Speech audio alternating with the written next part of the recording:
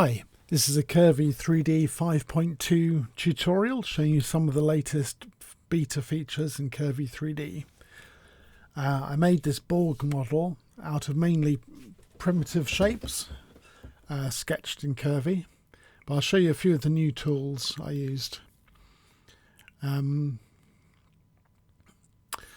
Okay, so this Borg is made out of lots and lots of small parts. Individually they're quite simple. But together they make a nice effect of complexity. So first I'm going to show you the new texture pattern painting. Nope.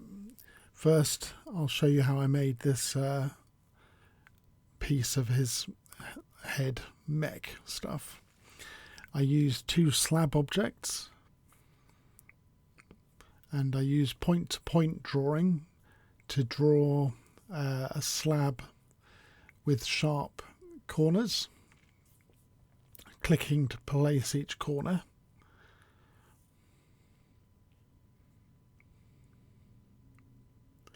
And then when I had the shape I wanted, I pressed enter to finish point-to-point drawing.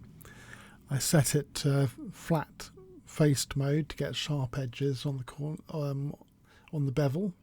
And then I used curve offset with a small distance to make a duplicate curve, which basically cuts a hole into the slab. I don't want the hole to go all the way through, so I'm going to duplicate this slab and delete the outer curve to make an inner flat surface, and just tweak the depth to get that to fit inside. Rotating round, you can see the depth more clearly. So that was using curve offset.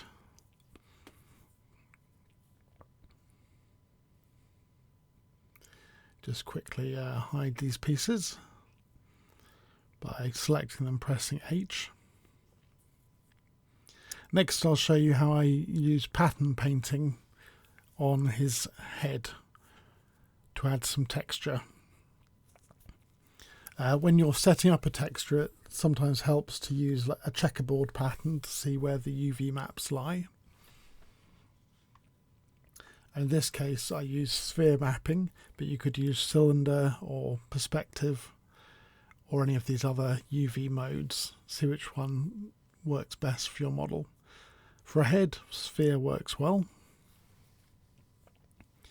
So once I've set the map, I can start painting on it.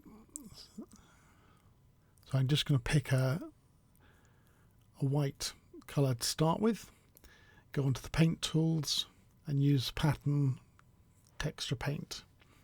I'm going to pick a sort of scaly pattern and change the size of the brush a little bit, and now when I click on my model it'll paint scales onto my texture. So they're a bit too dark and a bit too small, so I'm going to change the pattern scale in U and V to make it a larger pattern, decrease my intensity, and then pick a good angle to paint from.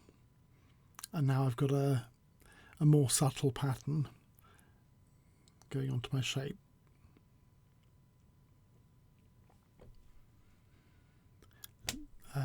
So I find clicking to paint works well with that. You can drag, but it'll go a bit slower.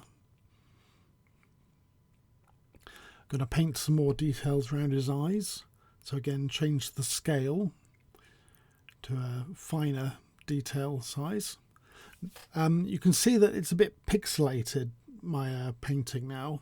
That's because I used a low resolution map to start with. If I want to get a higher resolution, I want to load up a new image. I'm going to GIMP or Photoshop, make a new image, like 2000 or 4000 pixels would be fine. 2048 is good. Just save that to my maps folder.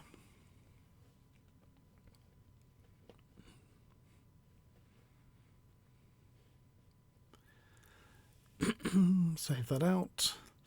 Right click on diffuse texture and go and find my map. There we go, 2048 map. And now when I paint, it'll have a much higher detail level on the pattern. There you go, you can't see the pixels anymore when you paint. If I want to clear this, I can just use a flood fill on the texture menu and paint on his skin texture again. Let's use a slightly larger texture to paint onto his skull.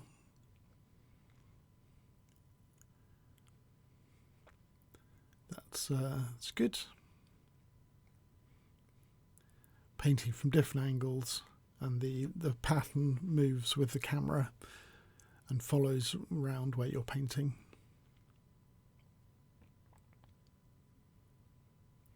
So there we can put some local pattern where we want it on the head. Next I'm going to show you some tricks for selecting parts of your model. When you've got 100 little parts, it helps to use the new selection option, select by material, where it selects everything which shares the same like textures and colours.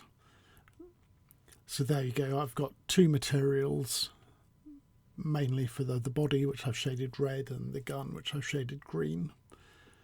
These are actually made up of hundreds of little pieces, but I can select them all with select by material.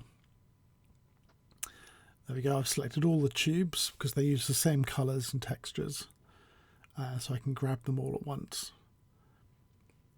I'll just show you how I made these tube models.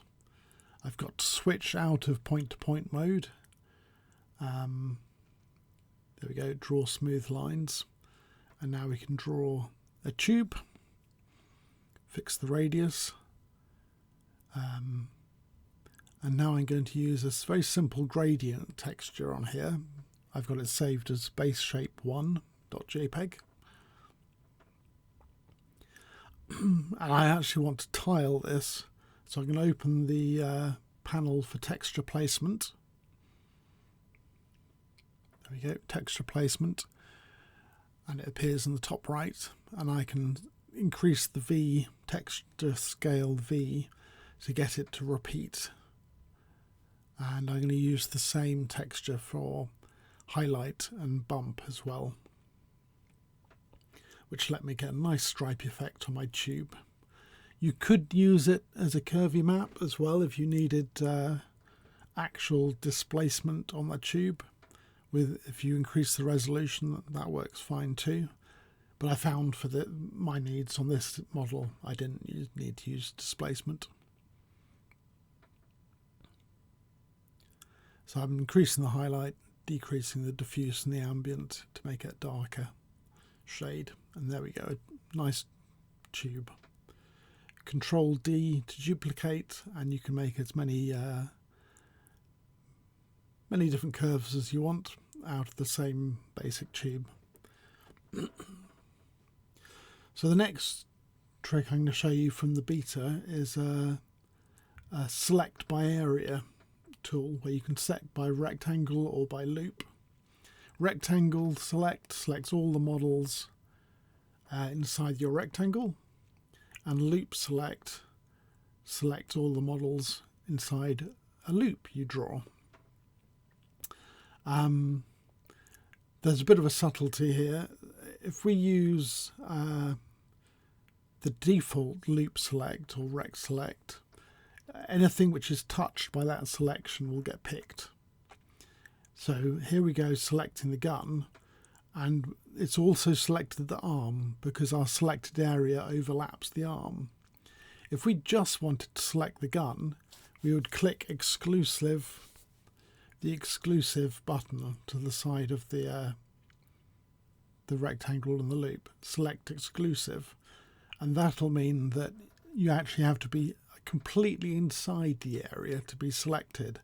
So if you're just overlapping, you're not going to be selected. So when we did a loop around the gun, we overlapped those pieces on the arm, but it didn't select them because we wanted an exclusive selection.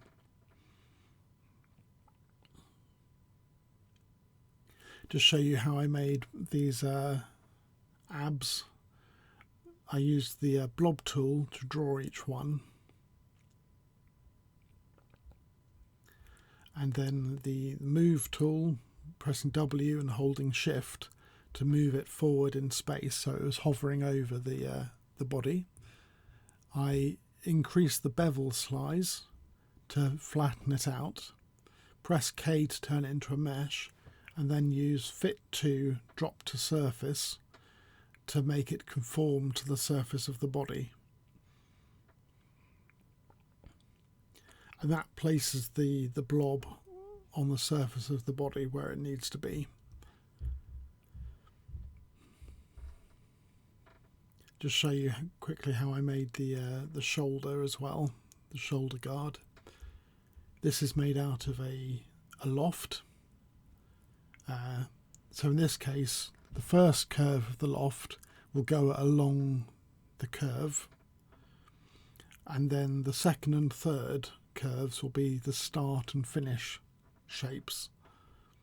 So I'm drawing these in the side and top view, and then using the curve ruler to make them nice semicircles, and then dragging them into position, and that, you see, that gives us a curved flat shape for the shoulder guard.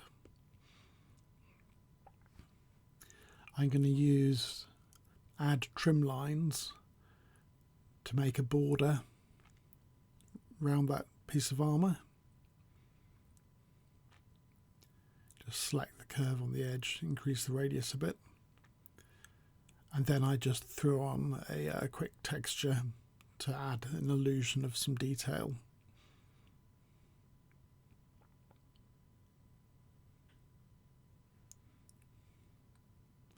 Just tweak the radius there for a shoulder guard.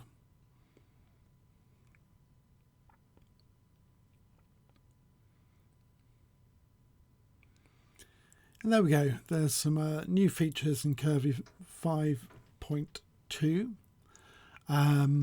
If you've bought Curvy 5, just log on to the Curvy 3D forum and request access to the beta, and you can get all of these new features as soon as they're ready.